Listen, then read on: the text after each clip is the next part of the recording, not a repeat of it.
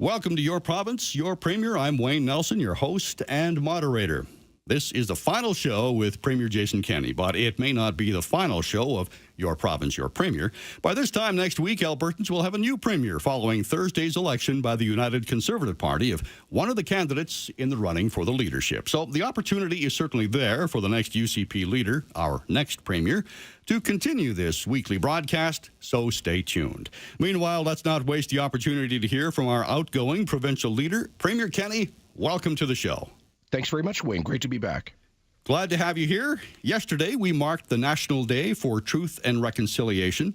Today, with a number of events throughout the country, including here in Alberta. Now, in one of your last acts as Premier, you announced that the province will return a stone that is sacred to First Nations peoples, a meteorite, to where it had lain for millions of years before it was stolen in 1866, and that the province has committed to building a prayer centre at the site near Hardisty. Now, I wouldn't think that this was a last-minute decision. It's been in the works for some time. Tell me a little bit about that. Well, actually, Wayne, I first read about the Manitou Stone and its theft several years ago, and I was leader of the opposition, and I made myself a promise that I would do whatever I could to get it back to the First Nations and back to the place where it originally was, as a centrally important and sacred site for both Cree and Blackfoot people, really associated with the whole history of the buffalo hunt. In fact, there was a prophecy a few years before it was stolen and sent to Toronto, another reason for Western alienation. Before that, there was a prophecy from an elder that if the stone ever disappeared, so too would the buffalo. And amazingly, just a few years after the stone was taken, of course, the buffalo disappeared on the plains, and that led to poverty and so much tragedy. And so for years, they've been trying to spend it at the Royal Alberta Museum. It came back here in 1972, and they've been trying to send it back. It came back here. It's been for 50 years efforts to find a way appropriately to restore it, return it. But there were disputes, frankly, between different Indigenous communities. I think the government exploited that to divide and conquer and keep ownership of it. So I've spent quite some time, and there's been a recent serious effort to bring together the Cree, the Blackfoot, Treaty 6, Treaty 7, Saskatchewan, and Alberta First Nations with the government. And this has been a deep personal priority of mine, and I frankly find it very emotional. And we were able to announce this yesterday. Joint stewardship agreement will go back to where this meteorite landed and where First Nations held sacred ceremonies near Hardisty, a really important symbol of reconciliation. But just 2 days before that, in terms of reconciliation, we wrote a $1.1 billion historic transaction, the largest ever transaction in the natural resources industry for Indigenous people in North American, perhaps world history, with 23 Alberta First Nations buying a large ownership stake in 7 Enbridge pipelines. Right. And so last night, Billy Moore, the former chief of Enoch, said to me, you know, the prophecy was, if the stone ever comes back, so too will prosperity for our people. And these two things are happening at the same time. And I think that's just for the sadness of National Day of Reconciliation, we also have to be hopeful and look forward to the future. And that's exactly what we're doing. So many great things happening in our First Nations here. All right. Now, today's the day the province reinstates part of the fuel tax on gasoline. We talked about this on the show last week. It really shouldn't have come as much of a surprise to people, because this was part of the deal when the policy was announced in spring, that it would be tied to the price of oil. Nevertheless, you must be appreciative that the partial reinstatement hasn't been well received, especially when we've been hit hard by inflation. Food bank use is rising. Seniors and others on fixed incomes are having a tougher time. There's fewer affordable rentals. What's the solution to all this? Well, please don't forget we're doing other things on top of that. So we continue to have gas tax relief. And that's coming up in November now, right? Right. Well, I think so. So it's on a quarterly basis that we assess it. And what we announced was that, so first of all, our balanced budget was based on a $70 West Texas Intermediate oil price. And it wasn't very balanced on that. It was like $500 million. And then we said, when we brought in the gas tax relief, that if we were getting some decent surpluses from high oil prices and the province's province's bank account was benefiting, that we would pass on some of that benefit to help people deal with the cost of living. We said that we would cut it in half if the oil price was between 80 and 90, because that would mean we have a meaningful surplus, and we would eliminate it if WTI is over $90. Well, it's right now trading at $79 today. So the point is that our surplus is shrinking again. Welcome to the roller coaster of Alberta's public finances, and we can't jeopardize going back in the red. We have to protect our ability to fund. We're spending more and more and more on healthcare to deal with the capacity issues. We have to have. Look, Albertans don't have a sales tax. We have the lowest income taxes, the lowest business taxes. We have no payroll tax, no land transfer tax, no capital tax. We have the lowest cost of living of any large population province. We have lower inflation than the rest of the country, and we continue to have gas tax relief. We were also providing price protection on natural gas prices and providing the $50 a month rebates on electricity prices. So we are providing billions of dollars of inflation support, but overall we tax a lot less, but we still regrettably need the revenue to pay for the programs. All right, let's go right to the phones, Mr. Premier. We'll start with Ron in Bowness. He's been hanging on here since before the show started. So, wow. Ron, go ahead. You're on with Premier Kenny. Thank you, Premier Kenny, for your service in federal cabinet and as Alberta's Premier. My question is of a fundamental nature. Why do we have a party system in government at all? The Northwest Territories does not have a party system. Their elected representatives try to serve all their people. I would be a lot more comfortable with our governance if I could hear a reasonable justification for the party system governance model. Next week, UCP party members will again choose a premier who becomes premier without having been elected, first of all, by the people. Fifth time in the last 7 conservative premiers in Alberta.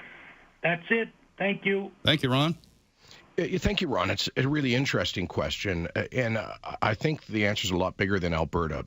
Organized political parties in representative democracies really started in the late 1700s into the early 1800s, in Britain after the French Revolution, or actually even before that, throughout Europe that had parliaments, and of course in the United States. And it just seems inevitable historically that like-minded people, once elected, even as independents and not on a party ticket, end up getting together, cooperating, and typically voting as a bloc. And that's really the natural, organic, spontaneous way that political parties started in many representative democracies a couple of hundred years ago. And I'm just not sure how you could step in and prevent that. In places like the Northwest Territories, these are very small legislative assemblies. They're more like city councils. I think they have 15 or 20 members. And so to be honest, a lot of the issues are not, if you will, ideological. So there's not a natural coalition that gets formed on issues. But I think you've raised some interesting questions about party governance and all of that. As I've said before, it is, some people might think it's peculiar that a premier who won an electoral mandate with over 1 million votes could essentially be fired not by the voters, but by, in this case, I decided to step aside after about 15,000 party members got involved. And in fact, over half the people voting in the UCP leadership review had never before been members of the PC, Wildrose, or UCP parties. So there's always an opportunity for people from outside a party to come in and change the direction. Not just a party, but in this case, a government. And I think those are valid questions to debate, but I'll let other people take up that debate in the future. All right. We're going to pause for a break right now. You are listening to Your Province, Your Premier.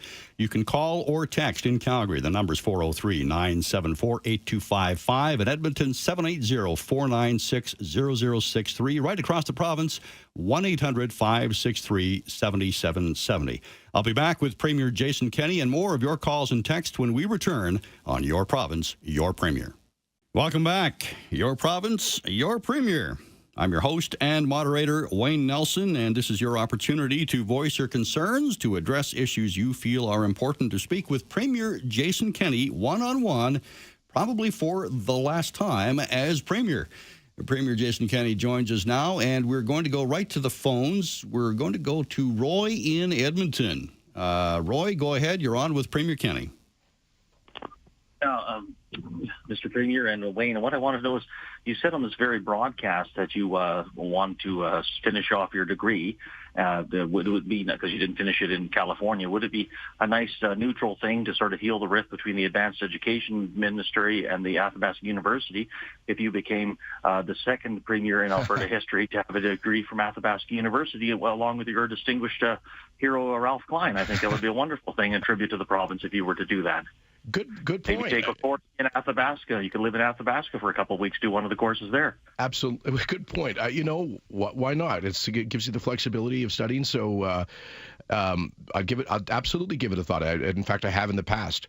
What he's referring to, Wayne, is that Peter Lougheed opened Athabasca University in Athabasca about 40 some years ago, with a commitment that it would be based in the town there, part of the government's broader vision of rural economic development, where the Lougheed government very purposely located a lot of provincial assets in rural communities, thinking that the city should not be the only ones to benefit from taxpayer spending. And there's been ongoing tension under repeated governments about efforts to basically move much of the operations of the university out of there. But we hope that, I made a commitment that most of the operations can and should be located in the town. But for sure, I'd consider signing up for an AU program. All right. Nick is calling from Calgary on COVID booster shots. Go ahead, Nick. Yeah, good morning, Mr. Kenney. Thanks for having done this program. I appreciate that. Actually, just so that I'm clear on something, you will still be sitting in the legislature after the change in leadership, will you not? Well, that's my intention, I frankly don't know for how long, and a part of that depends on who the new leader is and things like that. That's okay. No, but you will still be at least an MLA, yeah. So here's how it rolls, just to be clear. There would be, after the leadership results are revealed next Thursday night, I would then go to the Lieutenant Governor, offer my resignation, and advise the Lieutenant Governor to invite the winner of that election to test the confidence of the legislature and to form an administration. And then then that would be scheduled sometime later. It's usually, the transition time in Canada is about 10 days, give or take. And then after that, when the new Premier and Executive Council are sworn in, I'm still a member of the Legislative Assembly for Calgary Lougheed. Okay, perfect. Yeah. No, the fact you will still be at MLA, maybe that's more so the reason why I'm calling. No, I was hoping that maybe I can suggest to you if you can take a look at changing the eligibility criteria for this bivalent vaccine from 5 months to 3. Like, I'm 57. I've received all 4 shots. But admittedly, when I booked my 4th shot, I was expressing some hesitancy in booking it because I was saying that, look, that 4th Pfizer dose wasn't really doing much as far as protecting against Omicron. And the lady at HealthLink was saying, well, we don't know how far in advance this bivalent vaccine is going to be available and what the distribution criteria is going to be. So you're just better off getting the shot. So I did. But I'm kind of expressing some regret now because now I have to wait 5 months instead of the previous 3 months that I did for the other shots. There's not as if there's a big run on demand here. By the time I'm eligible for my 5th, for that extra dose, it'll be well into the new year, by which case, we could already be in an extra wave here of Omicron, of which this new vaccine will be providing protection. So, yeah, I just wanted to plant that idea and with you. Sure. Thank you, Nick. So what we've heard from the scientific experts, including the National Advisory Committee and the Alberta Advisory Committee on Immunization, plus our own public health people reading the data around the world, is that unless you're talking about people who are severely immunocompromised and have unique risks, generally you don't want to have too many doses too quick together. And there has been some speculation that that may actually, in the long run, reduce protection.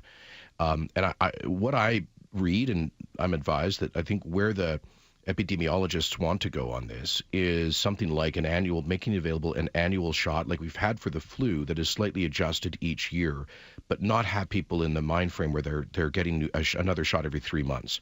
One of the reasons that we opened the 4th dose availability in the summer, rather than waiting for the bivalent that is better at addressing some of the Omicron subvariants, is because we were concerned about a fall flu spike that could happen in September, October, that could start to put more pressure on our already overstressed hospitals. So, yep. And I think we're already seeing a little bit of an uptick on that, according to latest reports, Mr. Premier. We've got another 134 Albertans admitted to hospital, and really the hospital system is a little bit nervous about what's coming down the pike this fall. Yeah, and look, there's a lot of we're up 15% in emergency visits from pre-COVID time.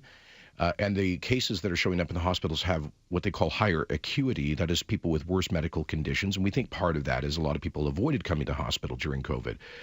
So on top of that, the stress that healthcare workers have gone through during COVID, and you add it all, plus retirements as boomers retire, you add it all up. And this is a problem right across the country. Anyway, on the vaccines, we followed the advice of the scientific experts. And I don't know if the next government will do that, but we'll see. All right, I want to go to the text lines right now, Mr. Premier. We've got one coming in, and I believe it's from Brooks. What was the point of shutting down all the agriculture research and extension programs? It seemed like a small price to pay for the second largest industry. Nothing was privatized. Some programs were transferred to colleges and universities, but most were outright canceled. It appeared to be a very much ad hoc bull in a china shop approach without any cost-benefit analysis or consultation. And cutting for the sake of cutting, not good methodical governing. Okay, thank you. The answer is the consultation on that was in the last election because we committed in our platform to change our Alberta's approach to prioritizing agricultural research. Before that, it was driven by bureaucrats and academics, and we said that we would consult broadly in the ag sector to identify the priorities of farmers. What are the areas where they most need research help? And so we've actually taken a much more consultative approach in allocating ag research funding. And let me just celebrate the fact that Alberta Ag is on a real tear right now. I mean, last year was the best overall cash receipts in Alberta history. This year, we may have, for many crops, record yields province-wide at good prices. It's true that input costs are high too, but, when wheat's at 12 and canola's at 25-ish, you're making money. And I've been talking to some farmers getting the best yields they've ever had. So, and we've attracted $1.8 billion in new agri-food and food processing value-added projects in the province. We're doing the policy work on potentially a targeted incentive similar to what Saskatchewan has for value-added in ag. And so there's, and I don't mean to say it's all a bed of roses out there. A lot of farmers continue to struggle. Some have had bad weather, but generally the industry is doing very well. All right. And our texter added a quick PS. Thanks for coming to RBC Cup final game in Brooks. Okay, off to Brian in Calgary. Brian is calling regarding Keystone. Go ahead, Brian. Good morning, Premier. Morning. Premier, you and I chatted, I'm sure you're going to remember this chat, on your show a couple of months ago.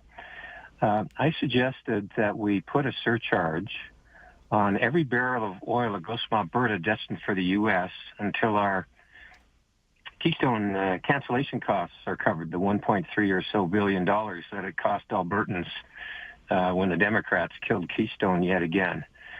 You committed to take it back to your team and check into it. I'm just wondering if you were able to do that and what the discussions were like. Sorry, Brian, to take what back to the team on the Keystone loss? It's to my suggestion was to put a surcharge. Oh, yeah. On Alberta oil going to the U.S. until those costs are recovered. Yeah, I do remember that. So, Brian, that's interesting. But the problem is, if you do something like that, first of all, we'd be in violation of our NAFTA and now CUSMA trade obligations, and they could have a pretty clear shot at challenging that. Secondly, I know the producers and the shippers, like the pipeline companies, would be opposed to that because it screws up their pricing and economics and market access. And if such a tariff were to be too high, it would just render us uncompetitive. I know, of course, they make a good arbitrage on our oil with the differential, which has been lower recently than historically, been bouncing around $20. But if we have too much of a price gap between ourselves and some of their other import suppliers, then they would just buy more, Venezuelan or OPEC oil. So I'm not sure that would be to our advantage. But we are in the legal challenge. We are alongside TC Energy doing a legal challenge to reclaim the losses. And as you can see in the U.S., this is still very much a live issue. That was evident when I appeared at the U.S. Senate Energy Committee in May. I believe that after the forthcoming congressional midterm elections, there may be a majority, perhaps even a supermajority in the House of Representatives and a majority in the Senate that support coming back to KXL, or something like it, a major Canada-U.S. pipeline. But thanks for raising the question. All right, back to the phones. And Chris is calling from Edmonton. Go ahead, Chris. You're on with Premier Kenny. Good morning, Premier Kenny. Thanks for your service. Thank you. My question has to do with the Constitution. My sense is that Alberta will never be able to amend the Constitution. And so my question to you is, how do we get a better deal for Alberta in the House of Commons in terms of representation in the Senate, in the Supreme Court, given that there's no real constitutional amendment that's going to be possible? Mm-hmm. Well, very good question. Constitutional amendments may be possible in the future, but they won't be unilateral with just Alberta deciding. Of course, there will always be haggling, and that's why people don't reopen it, because of how that became a bit of a disaster, a fiasco during Meech and Charlottetown 30-some years ago. I would just say on your points, Alberta has won more seats in the House of Commons. I think it was, if I'm not mistaken, 4 more with Prime Minister Harper. There is actually a bill from the current government to add more seats for Alberta. And in the Supreme Court, we don't have any complaints, to be honest with you right now, because 2 of the 9, we have 12% of the country's population, but 25% of the 9 Supreme Court justices are Albertans. Senate, very frustrating that small provinces like New Brunswick and PEI have 10 and we have 6. That goes back, of course, to the terms that we agreed to at 1905. And unfortunately, the Supreme Court itself has said that can't be changed by legislation. So, look, these are perennial issues for Alberta. And we have to just continue pushing for those things and advocating for them. What I have found is that Alberta is strongest when we find allies across the Federation, as we have done on fighting the federal carbon tax, on fighting the Bill C-69, No More Pipelines law, on fighting the plastics ban, on fighting the gun grab. So my advice to any future Alberta government is do not isolate yourself. We are much easier to pick off, for Ottawa to pick off, if we stand alone. We need to find friends and common interests across the Federation. We've done that on a bunch of issues. For example, the single most important constitutional issue for Alberta, perhaps in decades, will be the Supreme Court of Canada decision on the appeal of our huge victory at the Appeal Court, striking down the C-69 Impact Assessment Act this spring on a 4-1 decision at the Alberta Appeal Court. And I worked very hard, successfully, to get all 9 other provinces lined up with us, including Quebec. And to be blunt, that means when the 3 Quebec justices look at that appeal, they're going to have I think they will take very seriously the provincial perspective, because Quebec is alongside us. So that's how I think we fight on some of these constitutional issues. All right. Text message. If the new leader of the UCP is not already an elected MLA, how will that work? Well, it wouldn't be the first time that somebody becomes a party leader outside of the legislature, and then it's up to that person. I mean, the expectation, I'm not quite sure if it reaches the level of a constitutional convention, but certainly the tradition is for a leader who does not have a seat to seek a constituency to represent at the earliest opportunity. And so that's the principle. Now, technically, a government can operate without the head of government being in the assembly. But if that goes on for very long, you start to get into some gray zone in terms of the constitutional conventions. Another text This one coming from Calgary. Mr. Premier, we continue to hear about shortages in medical doctors' supply. Rather than opening up more spaces to immigrants, why do we not open more spaces in our provincial universities to have that Alberta advantage? Could you repeat, Wayne? I'm sorry. Yeah, I think that he's asking why don't we open up more spaces in our provincial universities for immigrant doctors? Oh, okay. Well, to address the shortage. For sure. So there are a bunch of bridging programs for foreign medical graduates that bridging them either into other positions like being paramedics, et cetera, but also we have taken a lot of measures to accelerate credential recognition for foreign trained professionals, including healthcare workers. And I'll give you a heads up. Later this week, I will be signing an MOU with another country to offer bridging programs to accelerate the credentialing of nurses from that country who are both in Alberta and will be immigrating here in the future.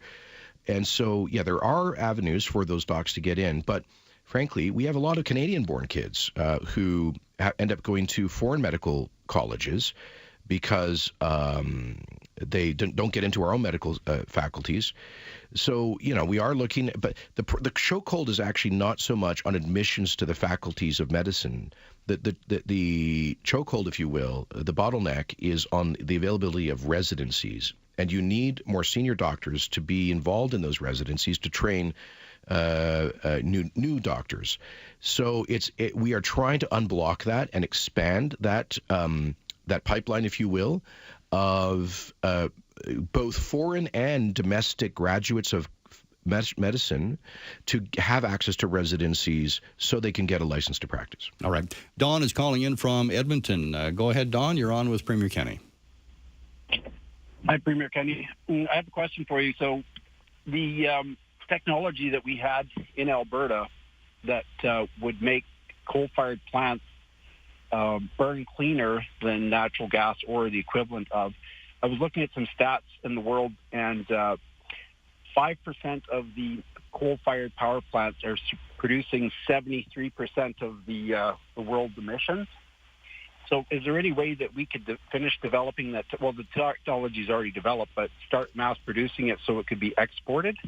Because seeing that Joe down in the States, which he said he was going to do in February, decided to take out Nord Stream 1 and 2, so that's going to cause more countries now to go back to coal, which will create more emissions, well, including the pipelines that we're leaking methane gas into the atmosphere. So, Don, is your question about clean coal tech exports?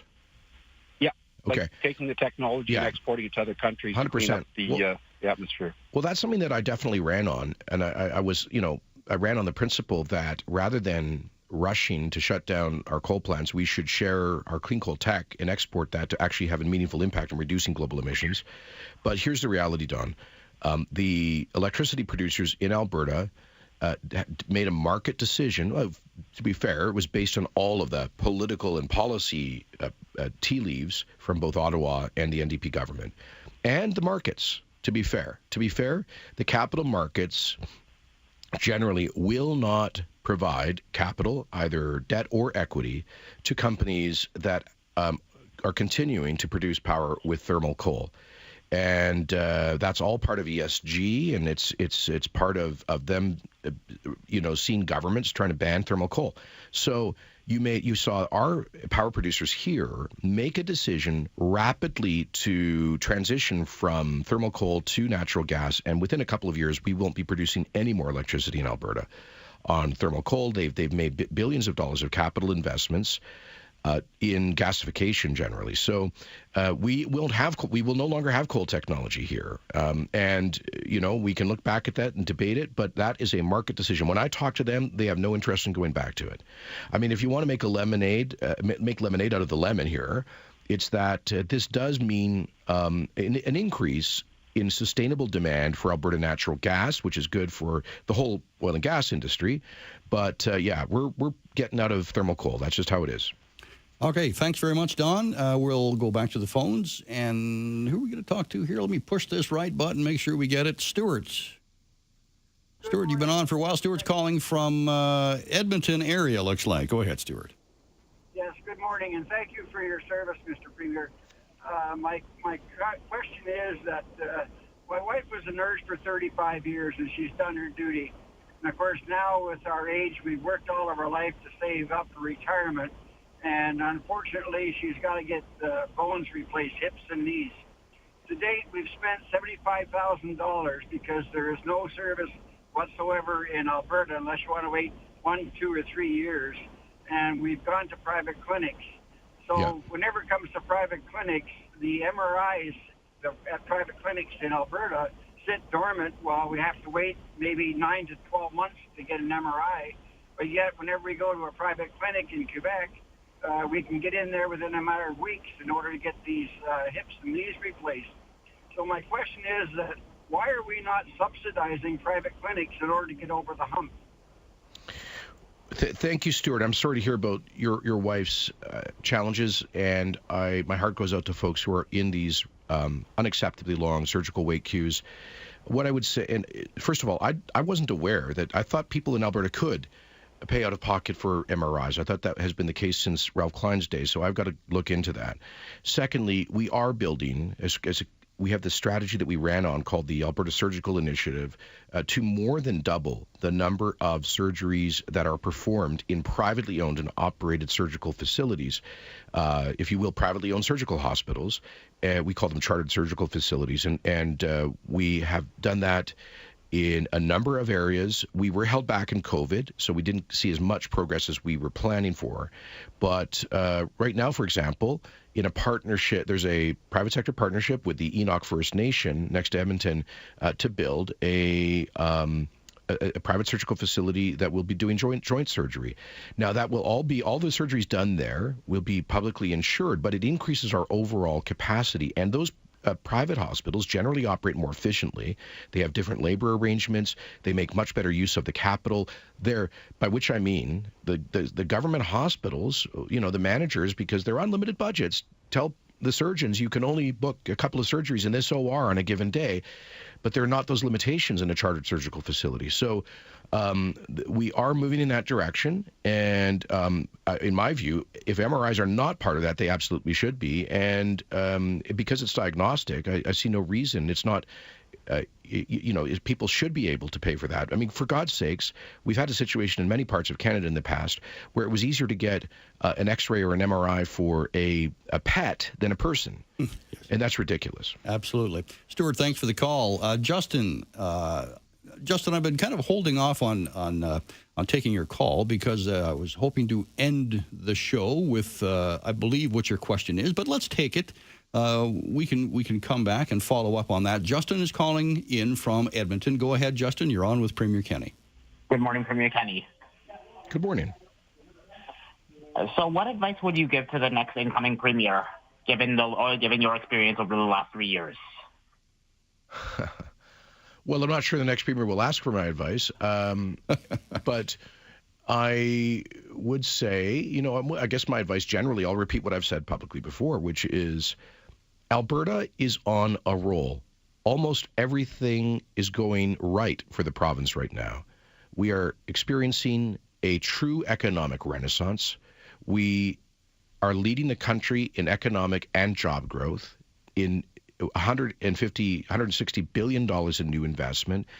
We see diversification happening unlike ever before, right across the economy, from tech and film and television to aviation to hydrogen to agri-food, you name it. We have allies across the country supporting our fight against Ottawa on what we think are damaging policies. In the last quarter, that is to say second quarter of this year, according to StatsCan, we saw the single fastest or highest population growth in a 3-month period in the history of Alberta. People are flooding to this province because of the opportunities it provides and the affordable cost of living versus other large population provinces. We are in so many ways the envy of the country and the envy of the world. So I would say to the next Premier, don't put it at risk. Don't drive into a ditch of division, of discord, of contention, Don't make rash decisions that can scare away and impair investment and job creation, and make those Canadians coming here wonder what Alberta is, whether Alberta is actually a welcoming part of Canada. All right. Just a quick follow-up text message to our last caller. Carol says you can definitely pay out of pocket for an MRI here and get it within days. I know. I inquired. And that's from Carol. Yeah, I thought so. Yeah. Thank you, Carol. We're going to pause for a break. I'm Wayne Nelson with Premier Jason Kenney. We'll be back to wrap things up in our final segment on Your Province, Your Premier. Wayne Nelson back with you as host and moderator of Your Province, Your Premier. This is the final show with Premier Jason Kenney, but it may not be the final show of Your Province, Your Premier. By this time next week, Albertans will have a new premier following Thursday's election by the United Conservative Party of one of the candidates in the running for the leadership. So the opportunity is certainly there for the next UCP leader, who will be our next premier, to continue this weekly broadcast, so stay tuned. In the meantime, let's go back to the phones with Premier Jason Kenney, and we're going to hear from Kim calling from Calgary. Go ahead, Kim. Hi. My question is, what do you foresee for the short-term future of the UCP?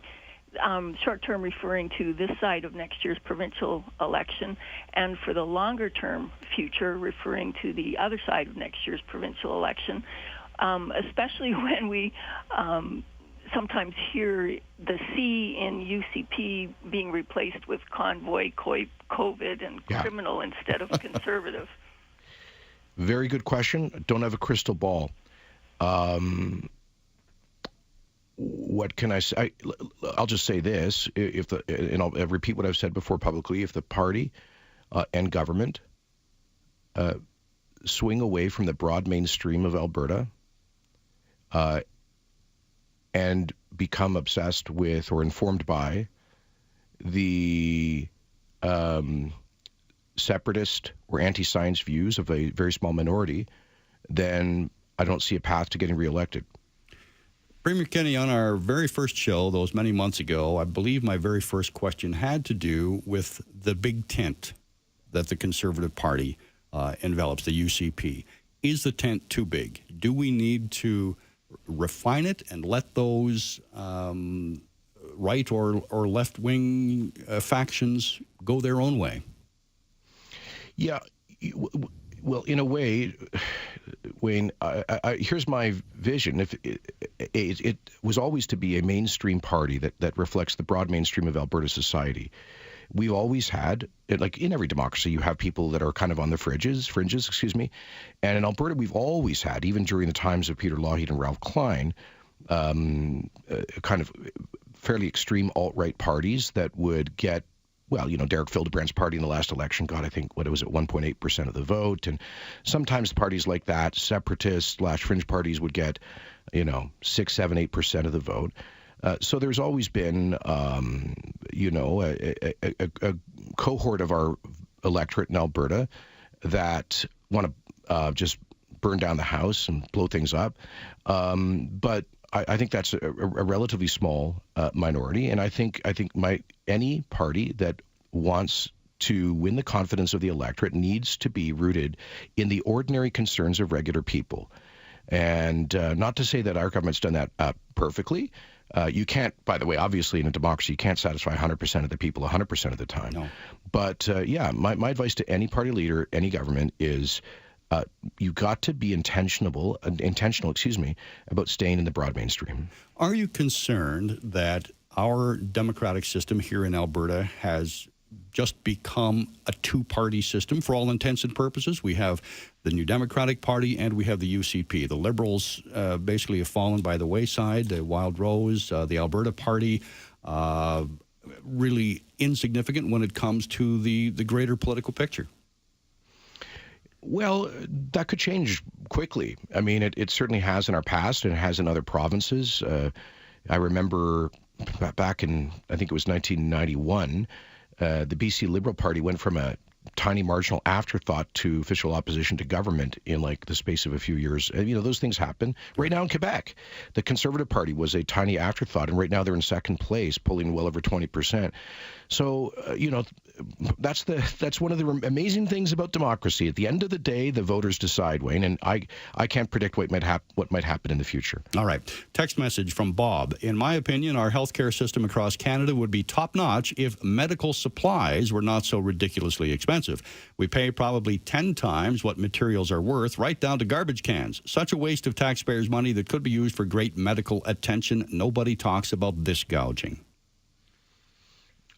For medical equipment, thank you for the question. I would just say that one of the advantages, there may be some disadvantages to having one central health administration in Alberta through AHS, and I do believe there's an argument for some more local decision making on a regional basis. But one of the positives we get out of the central administration is much greater purchasing power for procurement. We are actually one of the largest purchasers of medical equipment and supplies in the world, serving a market of 4.5 million people. And that served us well during COVID. You may recall that we were one of the only provinces that never ran out of certain medical supplies. We, in fact, had such a surplus, we were able to share it. And that comes back to our purchasing power. So I do think we get better prices than most provinces on medical equipment. All right. Our phone calls. Diane calling from Calgary. Go ahead, Diane. You're on with Premier Kenny. Hello, Mr. Kenny. I just basically wanted to thank you for all our friends and family who apparently haven't been in those surveys for your ratings, because if we were, your ratings would be a lot higher. And sometimes I'm just wondering how these surveys do work. But I basically wanted to thank you for your service. I think you've done a remarkably great job. And I'm really sorry that you're not going to be around to follow up on all your successes here. I really don't think it's fair. And I'm quite surprised at the population of Alberta, because it seems the more you give them, the more they want to take and the more they demand.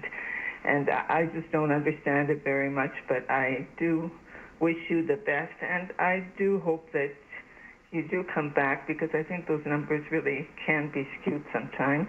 And I really do hope you come back and run again, because I think you've accomplished more in the time you've been here, despite all the unfair criticism. And I really commend you for it. Thank you, Helen. You just made my day. And to be clear, Wayne, Helen is not my mom. Thank you so much. And I don't think I've met Helen, but that's really kind of you. And all I can tell you, Helen, is I'm leaving without regrets. And I've been in elected life for 25 years. And even before that, I was with the president of the Taxpayers Federation in the public eye. So it's like 30 years of my life out there in the public eye or in elected office, much of that time in very high-pressure jobs. And so I am elated to be having a chance to move on with the second act in my life and have more personal freedom, if you will. One final question from me, Mr. Premier. As you look back, and you alluded to that, what would you have done differently, if anything, during your tenure as Premier? Oh, Wayne, how about you wait for my memoirs on that? That much? Let me just, I try to take a different approach to caucus management than is normal in Canada, with much wider ambit for freedom of action and dissent than is the convention. And I think I would reflect on whether that served the public interest or not. I mean, you look at other governments, Premier Ford's, Premier Moe's, right across the country, where you have a stronger coherence and teamwork. I mean, Premier Ford removed 6 MPPs who were critical of government COVID policy. They went and formed 2 alt-right parties that between them got, I think, 2% of the vote. So I think maybe I should have been more like Stephen Harper in that respect. All right. Premier Kenny, it's time. It has been a pleasure chatting with you on this show on these past few months, and all the best in your future endeavors. Hey, thank you so much, Wayne. I've really enjoyed this program. I think I told you when we started it, I've always thought that maybe in my post-political career, I'd end up behind a microphone doing a radio show. So who knows? Maybe I'll be joining you in the studio. I'm just kidding, but I love the format. It's a great way to be in touch with people, and thanks for being a great host. Thank you, and all the best once again in your future endeavors. I'm Wayne Nelson. You have been listening to Your Province, Your Premier. Insulin, IMAX, the pager, even peanut butter. What do they all have in common? They were all invented by Canadians. Canada's history is filled with innovators that change the world around us. Join me, Craig Barrett, on my podcast Canadian History X for the stories of villains, heroes, daredevils, and bootleggers as we explore Canada's history. Search for and follow Canadian History X, that's EHX, wherever you find your favorite podcasts.